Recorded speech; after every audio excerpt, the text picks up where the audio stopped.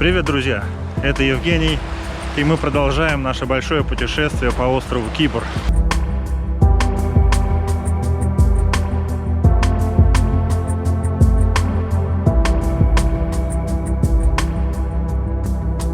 Блок выпусков про то, каким Кипр может быть зимой. В этом выпуске я покажу, почему тебе стоит приехать на Кипр именно зимой. Мы с вами пройдемся по одному из самых популярных курортных городов Кипра, город Протарас. Летом его посещают около 1,5 миллиона туристов, а зимой тишина и покой. Никого нет, и это отдых для определенной категории людей. И сегодня я объясню, в чем же прелесть Кипра зимой.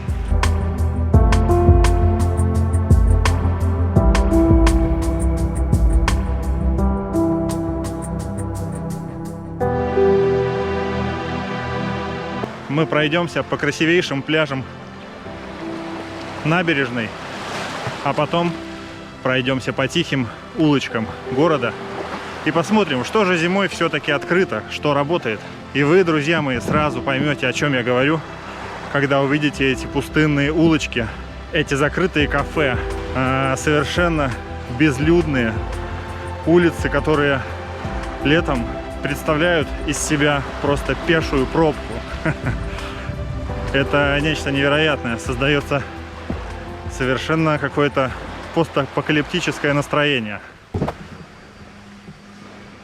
Это одна из самых длинных набережных Протараса. Пляж Врисиана. На его побережье расположено огромное количество, буквально, как видите, один за одним отели. По туристической статистике летом эту область, а конкретно восточную часть острова, посещает около 1,5 миллиона человек. По статистике за 2025 год, за первые его 10 месяцев, Кипр посетило 4 миллиона человек. Прошу прощения, 4 миллиона 100 тысяч. Плюс-минус. А за тот же период 2024 года эта цифра была 4 миллиона. То есть, как заявляют туристические государственные службы, на 11% прирост в 2025 году. Вообще нужно сказать, насколько мне известно, власти Кипра делают большой упор на то, чтобы развивать туризм не только летом, но и зимой. Вот, кстати, редкое явление.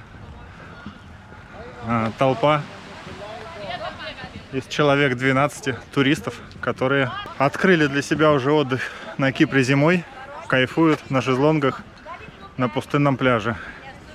Летом на этом пляже, как и на любом другом, просто нет места. Большое счастье, если ты пришел и нашел себе какой-то уголок, где просто хотя бы можно постоять. Я уж не говорю о том, чтобы шезлонг себе найти. Береговая линия этого района примерно 10 километров, на которой расположены примерно 15 пляжей. 10 из них охраняются спасателями. Остальные пляжи имеют такой вид, более, ну, такой типа дикие пляжи. Хотя на этих диких пляжах народу совсем не меньше, чем на общественных охраняемых пляжах. Забавно, что столбики для зонтиков напоминают кресты сейчас. Как будто кладбище.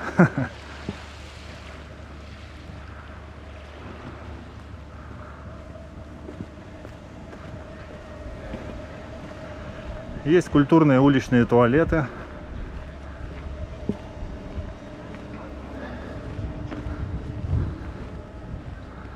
Пройдемся здесь по набережной вдоль берега, чтобы посмотреть, как тут типа парковые территории обустроены.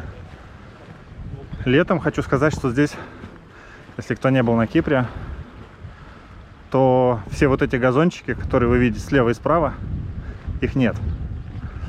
Зелень здесь появляется только зимой. Летом солнышко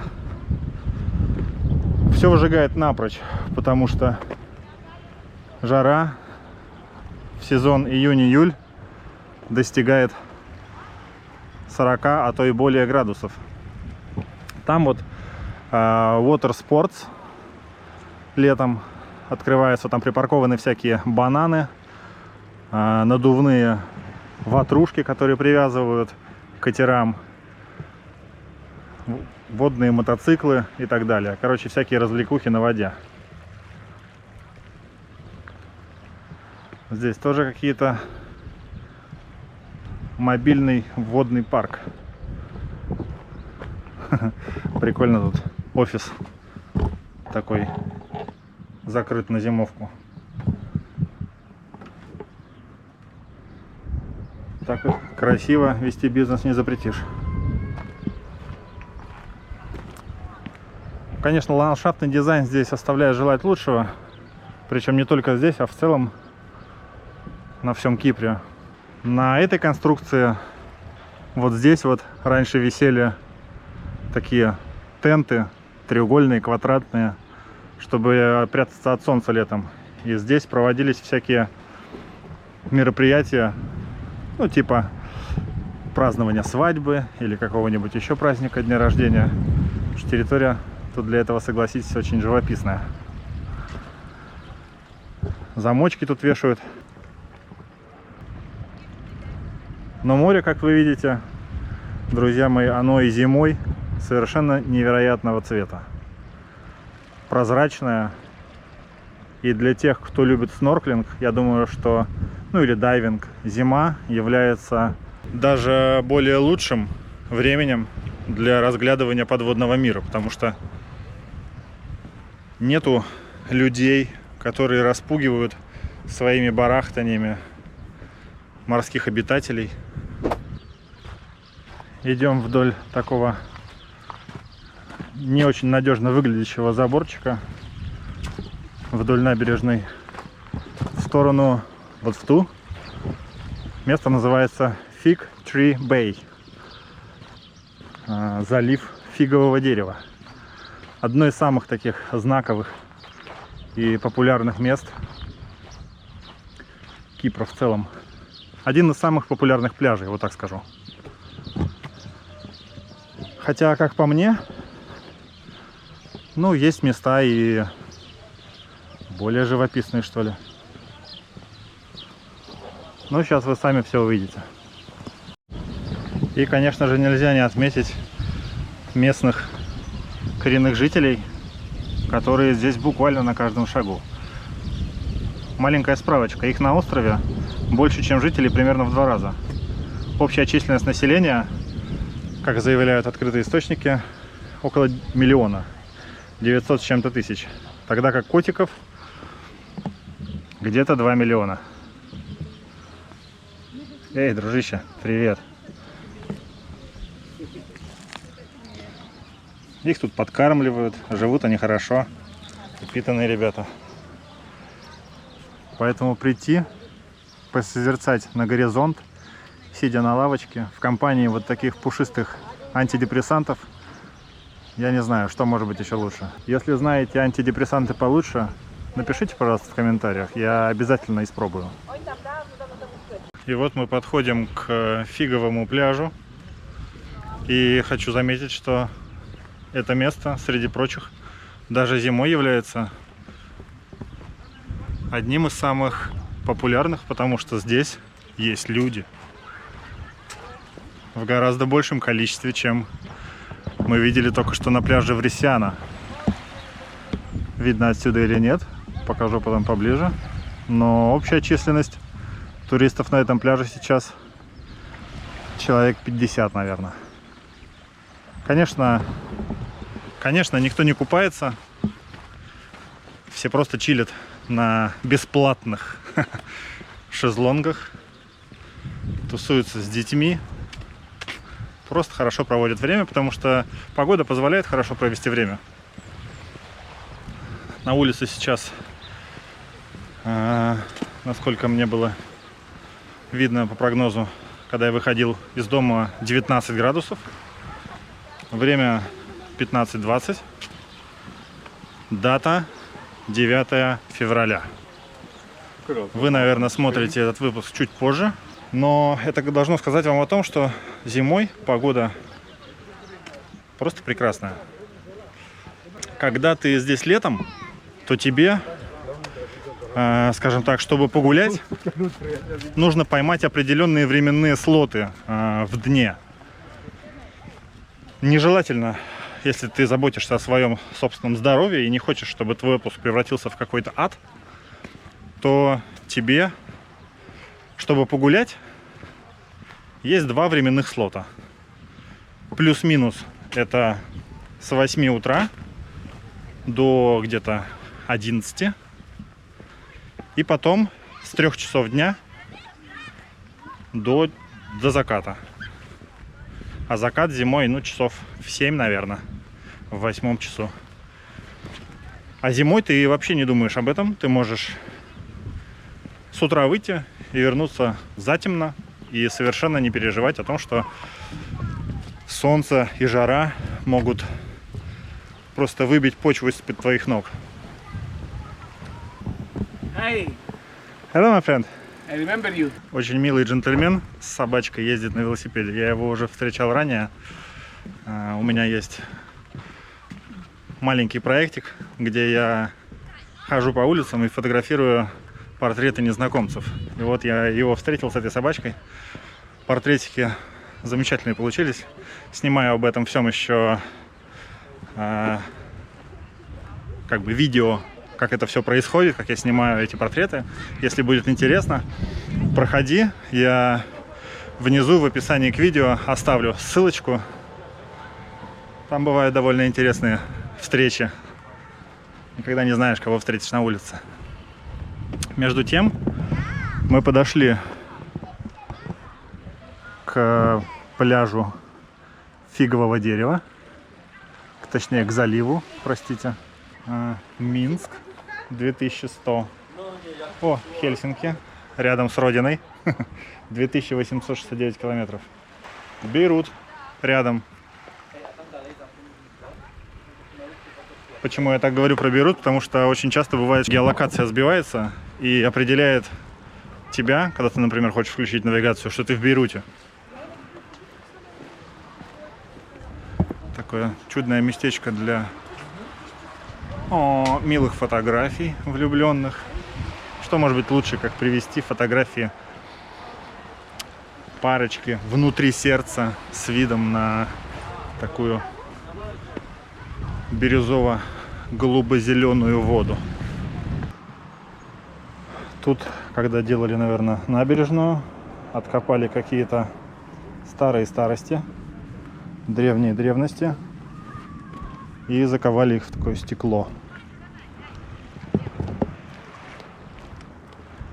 Что мне нравится, везде есть такие уголочки, где можно постоять или посидеть. Такие уголочки для любования красотой. Очень много лавочек стоит во всяких таких более диких местах побережья, где, например, просто скала идет вдоль воды. И то и дело на каком-нибудь виточке стоит лавочка. Они так гипнотизирующе выглядят, когда ты проходишь мимо них. Так и манят просто присесть и зависнуть, созерцая на красоту природы.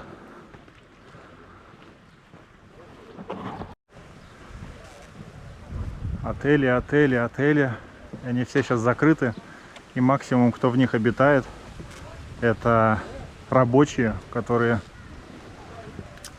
чинят все, что раздолбали добрые туристы за прошлый сезон. Слева тут чудесное место, чтобы купаться.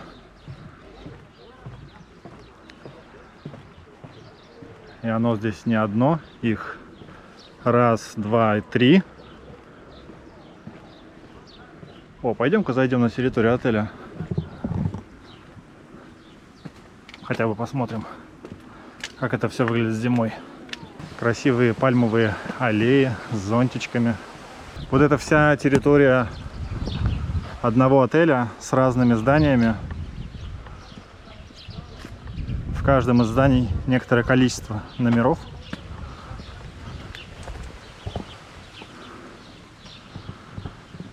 Зайдем внутрь территории, посмотрим. Надеюсь, там никого нет. Даже если есть, нам все равно что-то увидеть да удастся. Но разве не аутентично?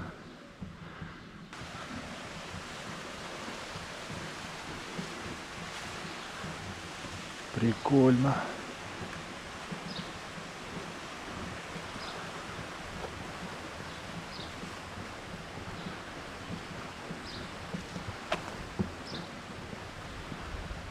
Представляю, какой тут шум и гам летом.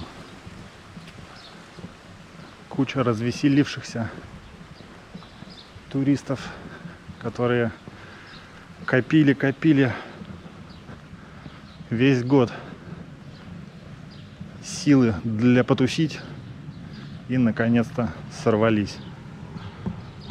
Детская площадочка. Тут надо понимать, дискотеки, бар. Ну, я же вроде никаких законов не нарушил, правильно? Территория же была открыта.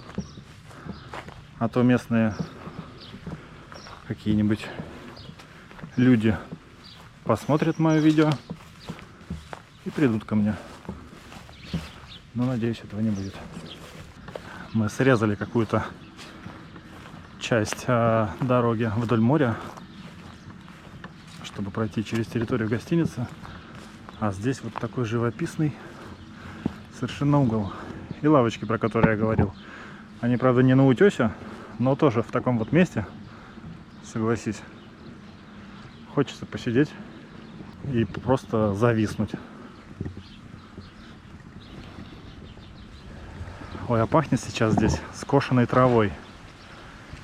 Это сразу так напоминает мне о детстве, потому что в моем родном городе, когда я был мелким, этот запах, такое ощущение летом был всегда. Поэтому сейчас, когда я ощущаю запах скошенной травы, меня просто неизменно кидает в детские воспоминания. Как видно, вне сезона идут дожди, и они, если идут, то идут довольно мощно и размывают территории совершенно нещадно. Иногда это превращается даже в какие-то бедствия, когда размывают какие-то территории, в горах происходят какие-то оползни. Но это с другой стороны острова. В нашей области все более-менее спокойно в этом смысле. Опять подобная территория, где досочкой вымощена такая площадка. Летом тут натянуты тенты, и можно проводить мероприятия, прячась от сумасшедшей жары. А тут так и написано: вединг. Можно провести свой вединг тут. И хочу обратить внимание, много ли мы пешеходов встретили за это время тут? Совершенно нет. Здесь общая протяженность береговой линии этого района, район Паралимни-Протарас, где-то 10 километров. И где-то дорога асфальтированная, где-то, вот как здесь, она сделана из досок. Но все довольно надежно, гладенько, комфортно. И можно даже, я думаю, на роликах кататься. Хотя перед тем, как приехать на Кипр, я свои ролики, а я очень люблю кататься на роликах, с сожалением продал, потому что помнил, что здесь, ну, прям такого хорошего асфальта, чтобы на них кататься. Женя, иди почитай книжки. Чтобы кататься на роликах, особо нет. Но немножечко изучив прогулочные направления, я понял, что кое-где это возможно. Между тем мы проходим интересное место. Тут такой желоб.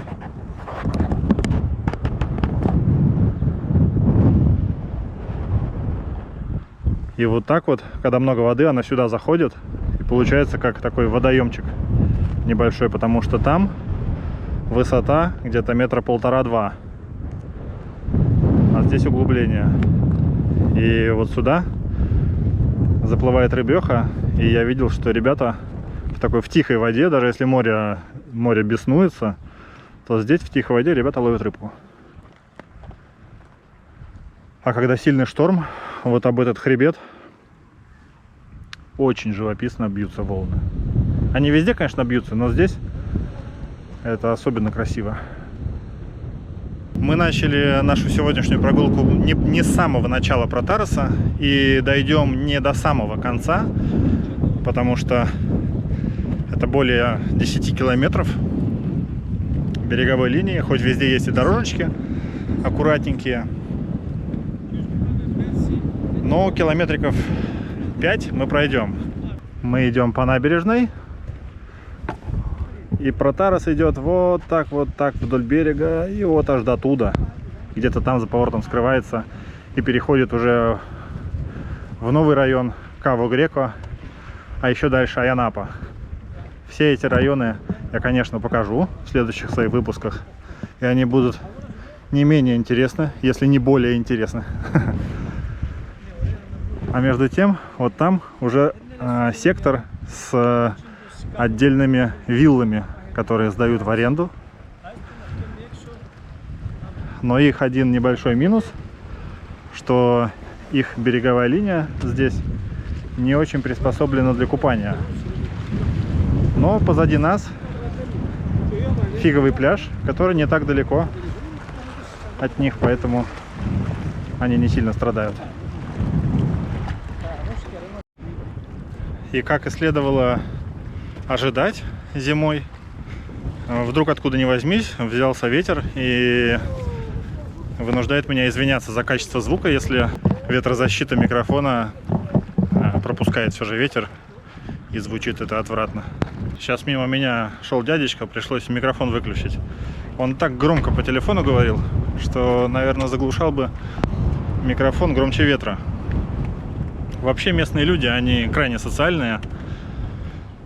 И если в нашей части Европы, а я из Эстонии, люди, зумеры, разумеется, да уже и бумеры даже, все переписываются, все привыкли к мессенджерам, то здесь как будто бы нет еще такой устоявшейся привычки на генетическом уровне. И люди созваниваются. Ты вот идешь, и местного человека можно сразу увидеть, даже если ты не слышишь, на каком языке он говорит, потому что они все на телефоне. И порой даже для них это важнее, чем ты. Да? Если они работают в каком-то сервисе, приходишь в магазин, и ты вполне себе можешь стоять в очереди и ждать, пока продавец закончит свой диалог. Если вдруг тебе захочется об этом поругаться, то будь готов, скорее всего, ты будешь не понят. Потому что немножечко по-другому воспринимается это у людей здесь. К слову о местах для созерцания природой.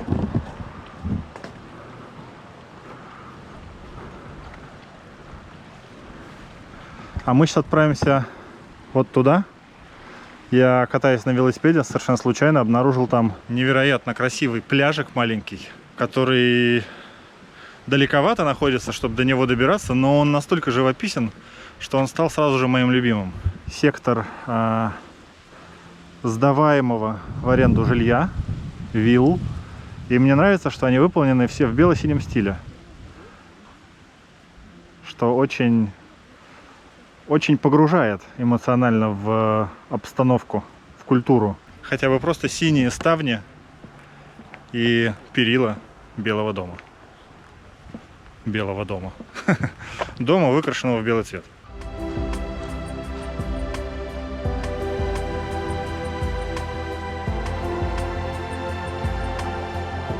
Замечательный пляжик, не правда ли?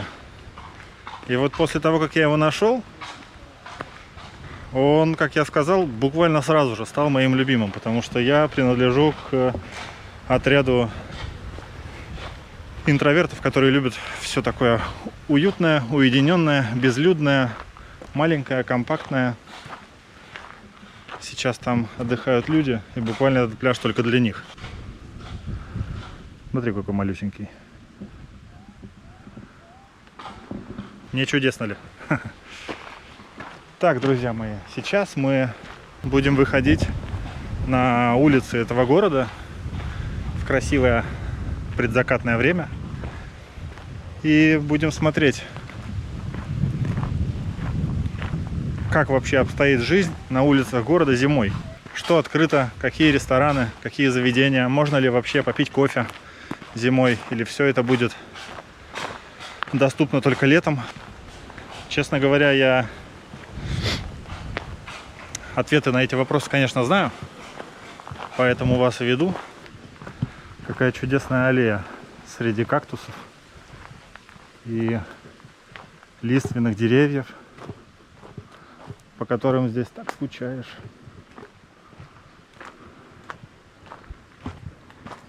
И какая-то совершенно невообразимо красивая вилла. Вон мы оттуда пришли, обойдя вокруг всей этой бухты. Здесь начинается более такая дикая дорога, потому что здесь чьи-то частные владения уже. Что удивительно, я когда впервые увидел, не поверил, что это баобабы. Если я не ошибся. Если ошибся, знатоки, поправьте меня. Что это за деревья? Они впитывают в себя вот в этот гигантский, непропорционально широкий ствол воду в какое-то время года, когда много влаги, чтобы жить на это весь год.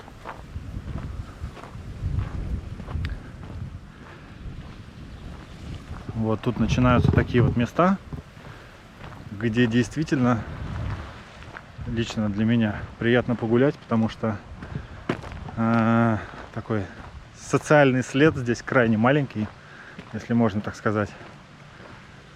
Дорожки дикие, газончик неухоженный, берег не облагороженный, и ты можешь сесть и как будто бы погрузиться в дикую природу. Хотя справа будут тут такой частный сектор с виллами, с домами. Но здесь райончик такой подороже, сразу видно по качеству строений, да даже по качеству лужаек и растений.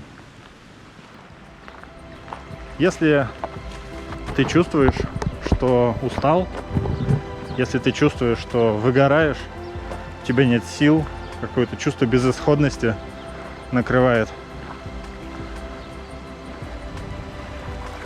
Я бывал в таких состояниях. Это крайне неприятное и тяжелое состояние, и иногда ты не знаешь, как с ним справиться.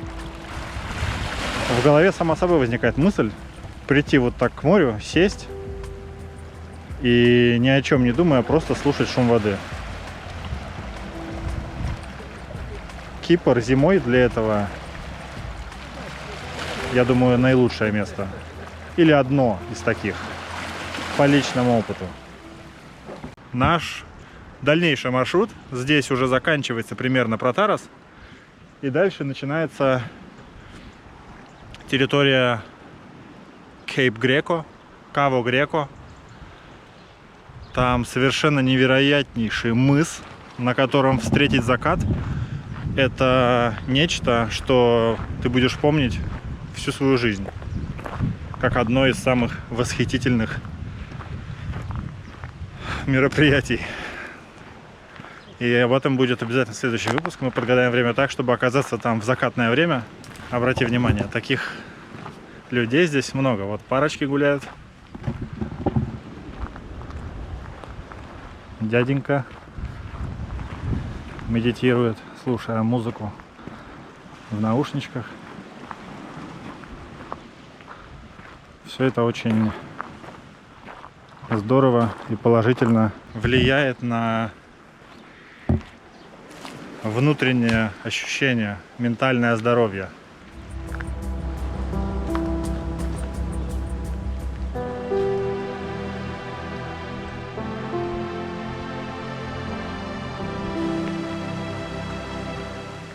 Красивая аллеюшка от моря вывела нас в сторону жилого массива. Теперь будем разглядывать, кто как живет, есть ли вообще тут жители. Как говорят открытые источники, местных жителей в этой области примерно 20 тысяч, что сравнимо по численности с поселком городского типа. Но это город, и даже не один. В этой области 3 маленьких города, даже 4. Это Деринья, Паралимни, Пернера и Протарас.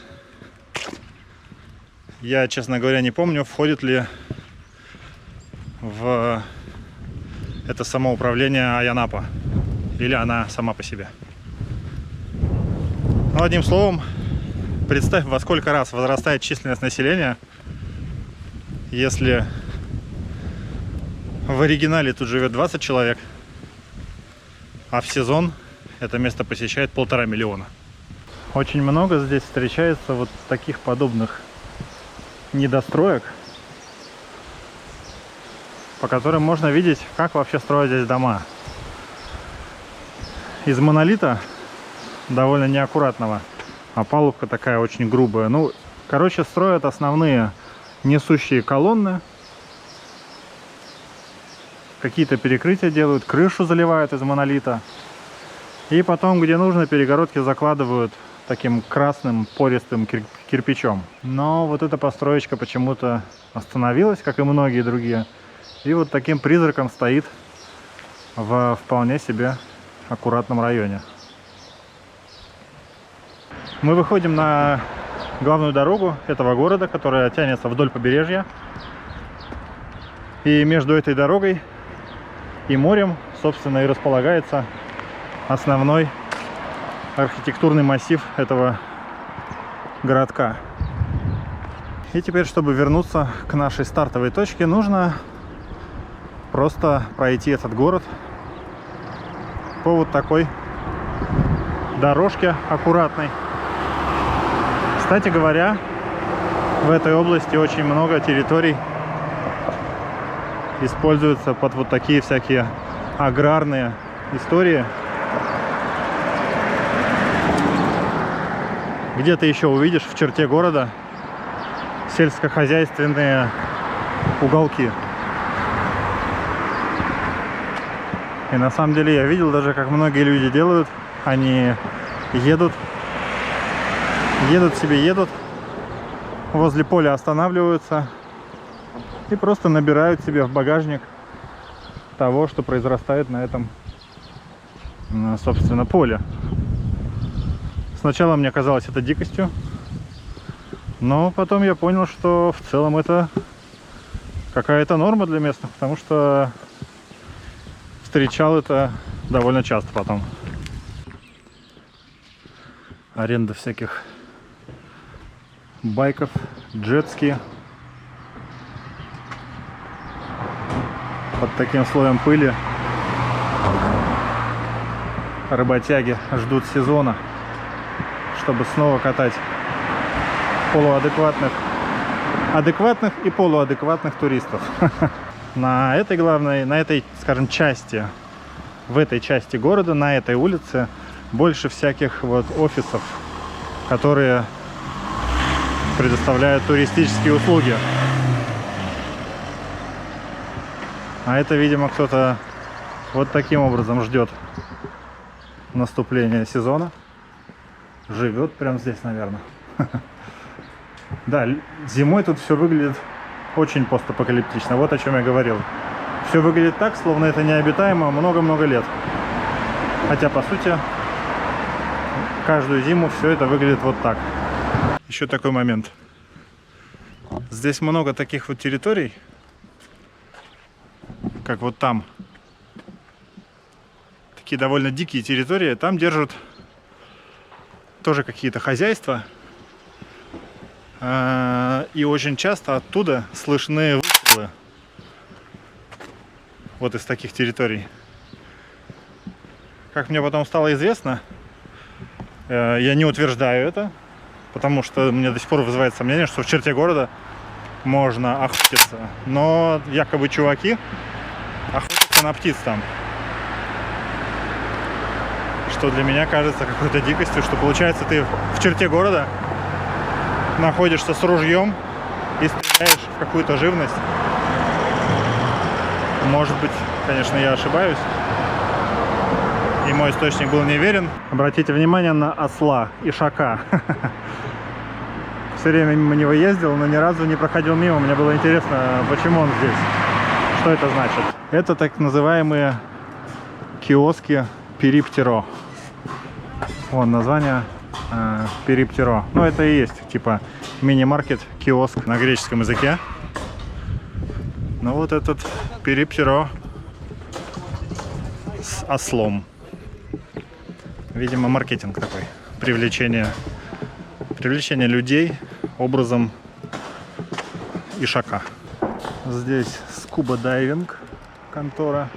Обучают, наверное, и дают в аренду оборудование для дайвинга.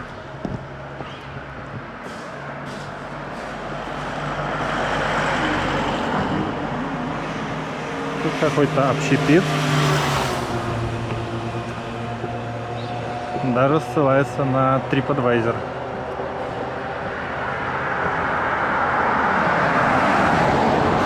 Вообще вот эта дорожечка велосипедная довольно хорошая. Я по ней катался. Но единственная сложность в том, что это холмистая местность. И подъем в холм иногда может быть очень долгим и очень крутым, что значительно усложняет твою велопрогулку, если ты дилетант.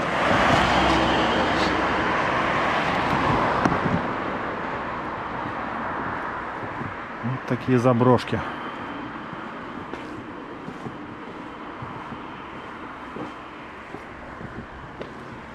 Довольно много здесь всяких заведений, которые предлагают дайвинг-услуги, обучение, аренда, что лишь подтверждает мой опыт и мои слова о том, что подводный мир здесь довольно интересен. Если ты опытный в этом деле, то тебе будет это как дополнительная галочка здесь. А если ты, как я, в этом деле дилетант, то, поверь мне, тебя ждут очень интересные, незабываемые эмоции.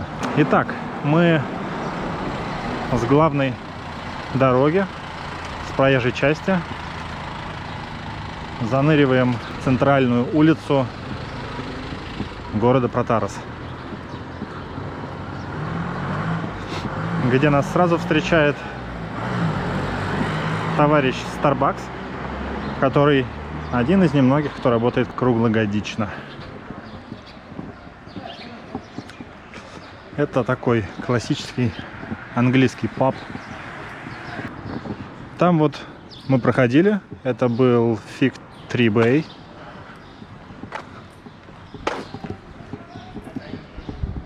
Почему бы нам не зайти, ребяточки, и не взять кофейку на дорожку, чтобы прям погрузиться в процесс совместно.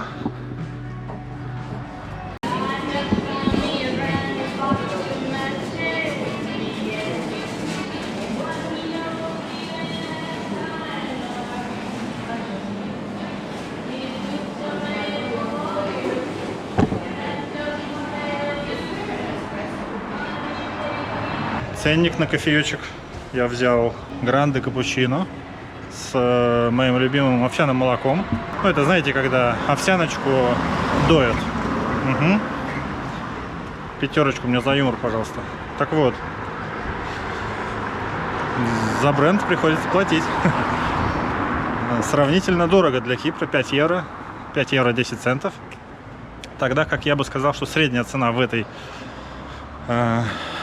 восточной части острова примерно 3-3,50 за обычный капучино, ну и плюс небольшая надбавочка, если вы пьете его с альтернативным молоком, как я. Но я думаю, что Starbucks может себе позволить завышать цены. Позади меня огромное количество мест, все буквально, которые есть, они все закрыты. Кроме вот этого. Это второе. Мы спустились в самом начале города. Или в самом конце, не знаю. Сразу был Starbucks. Через 100 метров вот это заведенница. Вьетри с какой-то древней машинкой. Тоже кафешка, без серьезной какой-то кухни. Вот, давайте загибать пальцы. Два заведения на центральной улице этого города. Тут можно взять байки в аренду. Ни разу не брал. Но видел, что люди на них катаются. Хотя здесь в целом, в этой части острова, ни каршеринга, ни как такового какого-то еще шеринга, самокат-шеринга, велошеринга, это все не популярно. То есть каршеринга здесь практически вообще нет. Есть какая-то одна компания, у которой там несколько машин. Мне кажется, ничего не получится, потому что до местного жителя этот сервис еще не дошел, а туристы, ну не знаю, берут в аренду просто машины. Мода на падель или падель дошла и до сюда. Строятся разные корты в различных местах. Но вы видите, да? Все закрыто. Можно идти и только представлять, как это все вообще выглядит летом. Летом я стараюсь тут вообще не появляться. Хочется иногда прогуляться, просто съесть мороженку где-нибудь, что-нибудь скушать вкусное. Но то, какие количества здесь людей, это просто что-то на сумасшедшем. Что всегда казалось интересным, не знаю, почему я это заметил. Столбы хромированные. Просто, наверное, нигде этого не встречал. Но вот такая деталь бросилась мне в глаза.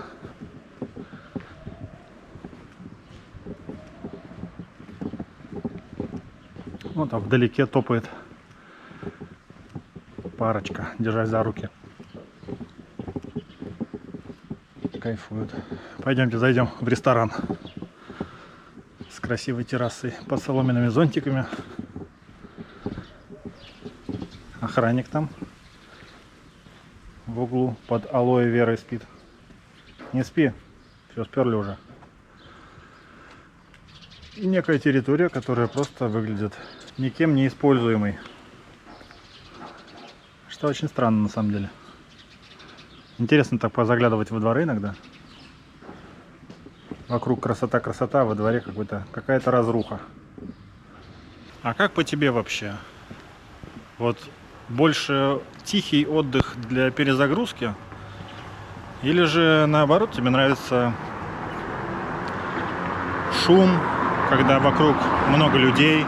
Ты любишь бары, рестораны, клубы? Или же ты любишь больше такую отстраненную от социума природу, тишину, где можно посидеть, помолчать, послушать звуки природы? Наверное, лет до 35. Я в целом любил шум, гам, клубы, бары, дискотеки. И совершенно комфортно себя чувствовал в таких обстоятельствах. И любой отдых, он был вот такого плана. Но потом что-то изменилось, и я стал любить тишину, покой. И совершенно противоположный вид отдыха стал меня в нужной степени, так скажем, приводить в отдохнувшее состояние. Так что я был по обе стороны баррикад. в обоих лагерях. Будет интересно, напиши коротко, какой тебе вид отдыха нравится больше. Посмотрим, кого больше. Между тем, очередной отель, который назван исконно греческим именем Илиада, который выглядит совершенно безжизненным. Я, если честно, очень люблю такие виды каких-то безжизненных, заброшенных строений, потому что когда-то давно я вообще очень интересовался всякими заброшками. Есть огромное количество форумов, сообществ, людей, разделяющих такие интересы, и они друг с другом делятся разными локациями, местами. Ну и вот я ездил по разным всяким заброшкам и лазил по ним. Сейчас, конечно же, я уже лазить не буду, но визуально мне это нравится, как выглядит. Вот мы можем даже зайти во двор первой попавшейся гостиницы совершенно спокойно. Очень апокалиптично выглядит.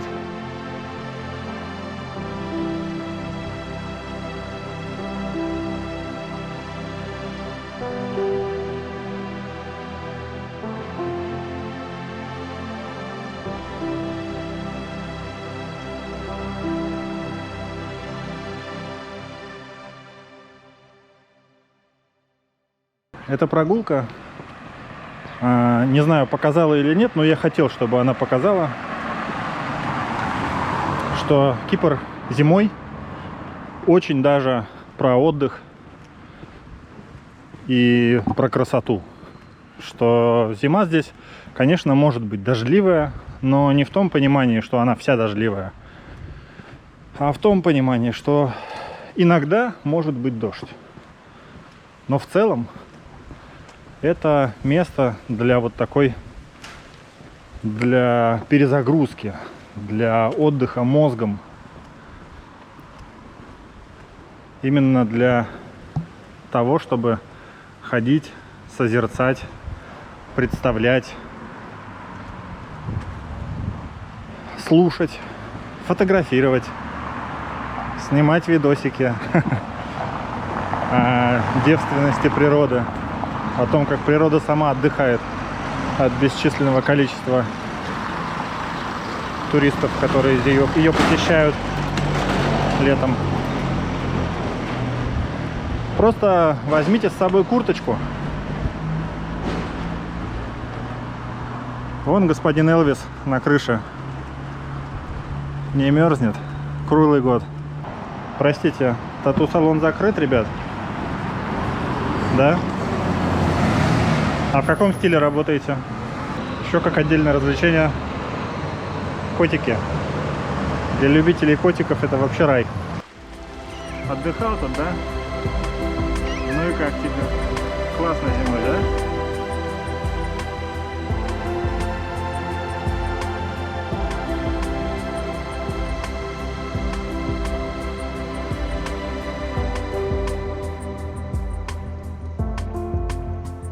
Друзья, я безумно рад в целом, что мы здесь с вами собрались, что вы смотрите. Мне безумно интересно показывать это все. И следующий выпуск 100% будет интереснее, чем этот, потому что я покажу невероятно живописные места. Спасибо за внимание. Увидимся. Если есть какие-то предложения, мысли, все приветствую в комментариях. Буду рад с каждым побеседовать лично. Путешествие продолжается. Ну вы поняли, да, что это прямо как аттракцион какой-то. Ты ходишь по безлюдному городу, ходишь где хочешь. В некоторых открытых местах можно купить себе кофейку с собой, идти, наслаждаться тишиной, безветрием, мягким солнечным светом предзакатного времени.